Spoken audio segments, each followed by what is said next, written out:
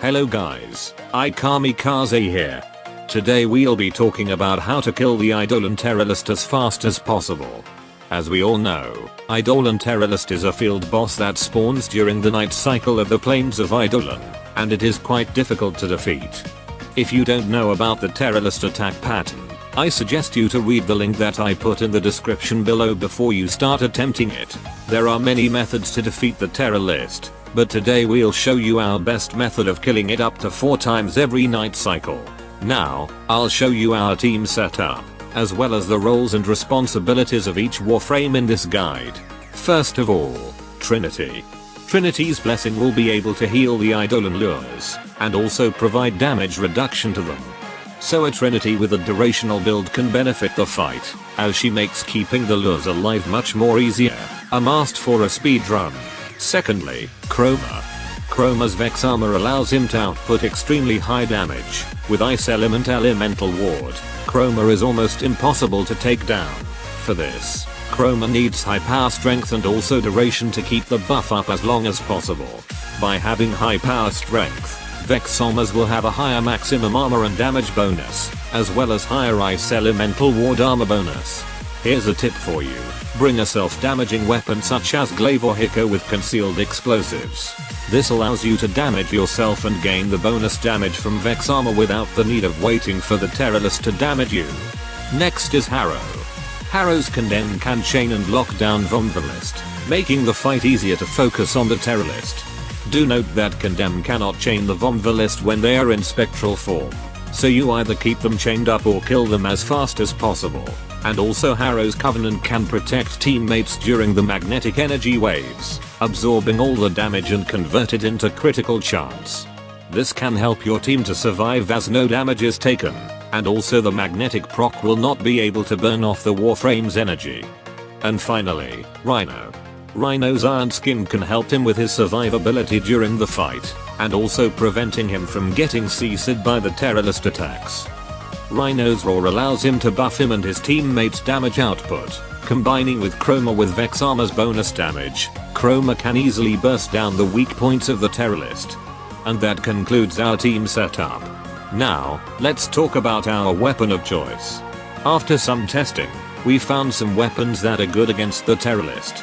Weapons with high burst, critical chance and critical damage are preferred for the Terrorist fight. First of all, the Pandaro. Pandaro's AWP fire mode will unload all remaining ammo you have. Combining with its 1-second reload speed, it will be able to deal a lot of damage. But do note that Pandaro drains ammo like you chucking down pizzas, so prepare some ammo pads just in case you need it. Secondly, the Opticore. Opticore has high puncture and high base damage, which is good for the Terrorist fight. The only downside of Opticore is its long charge time, which makes this weapon not preferable by some players. After that, we have the Veka Heck. Veka Heck has high puncture and fire rate, making it one of the best weapon I've used against the Terrorist. Since Veka Heck is a shotgun, it will have some damage fall off if you shoot from a range, so try to stay closer to deal the optimal amount of damage. And finally, the Arcaplasmor. Arcaplasmor has an 8 punch through and also radiation damage. With the punch through, it will be able to hit multiple parts of the Terrorist, especially during the final stage of the fight. The downside of this weapon is that the reload speed is extremely unacceptably long. 2.8 seconds to reload? Ain't nobody got time for that, so make sure to equip Chilling Reload to reduce the reload time down to 2 seconds, or else you'll be busy reloading like those guys from Left 4 Dead. Do note that the Terrorist is weak against radiation damage, so be sure to equip your weapons with radiation element. Now let's us begin with the farm. The first thing you should do when you enter the plains of Eidolon is use your Archwing and fly into the air. Look for a blue light pillar and waypoint it to your teammates, which they are probably will be lost in direction anyway. Next, Trinity and Harrow will go to the Grineer camps nearby the Terrorist and get to Eidolon lures, and then mark the lures with a waypoint. By doing so, you'll be able to tell if a lure is dead just by looking at your HUD instead of looking around to find it like an idiot sandwich. For your information, if you captured the Terrorist, you'll be able to get a brilliant Eidolon shard and a flawless sentient core as extra rewards. After that, everyone except Trinity should go into operator mode and start damaging the Teralyst shield. Do note to heal the lure and dodge incoming attacks. Trinity should focus on healing and getting the lure's charge up by hitting all the Vomvelist into their spectral form. Once the shield is down, Rhino should buff Chroma with Roar, while Chroma activates Vex Armor and blast yourself for maximum bonus damage.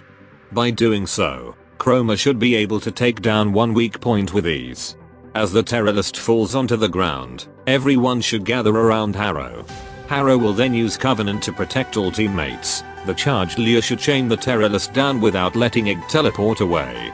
Now, rinse and repeat these steps until all 4 weak points are destroyed. Then the Teralyst will fall and start summoning Vomvelist to heal it. Destroy as much Vomvelist as possible to prevent the Teralyst from healing.